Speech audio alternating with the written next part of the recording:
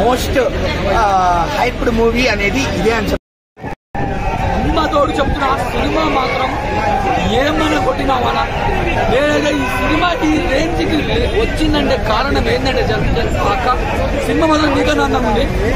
Cinema మాత్రం ఈ cinema ఈ ఎలిమెంట్స్, ఈ బీజిఎం, ఈ జనాలు ఇట్లా వరుదురంటే ఈ బెంచ్ తిరగడానికి కారణం, ముఖ్య కారణం మా తమన్ హీరో.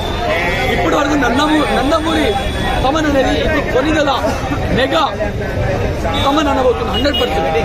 ఆ మ్యూజిక్ ఏంది రయ్యా, నువ్వు ఓసి కూడా తాగినవా లేకపోతే మెన్షన్ హౌస్ తాగినవా, ఏం తాగినావు నాకు అర్థం కాలే. కానీ ఆ మ్యూజిక్ మాత్రం చంపి పడితే ఈ సినిమా ఒక 2000 కోట్లు వసూలు చేస్తుంది. 100% 1000 కోట్లు తమన్ మ్యూజిక్ వల్ల వసూలు అవుతుంది.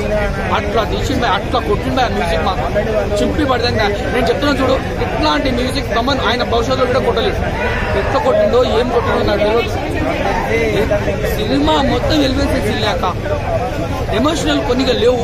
కాకపోతే పవన్ కళ్యాణ్ అభిమానులు ఇట్లాంటి సీన్లు కోరుకుంటాం. మరి మాకు నచ్చినట్టు మేము తీసుకున్నాం, జనాలకు నచ్చినట్టు సినిమా తీసుకున్నాం. యాంటీ ఫ్యాన్స్ మాత్రం నచ్చదు సినిమా. ఎంత మంచిది నచ్చదు. మీరు యాంటీ ఫ్యాన్స్ లో పవన్ కళ్యాణ్ అభిమానులు ముసుగులో వచ్చి సినిమా చూస్తారు, ట్రోలింగ్ చేస్తారు, దొంగ నాకు ఇట్లుంటది. సినిమా మాత్రం ప్రతి క్షణం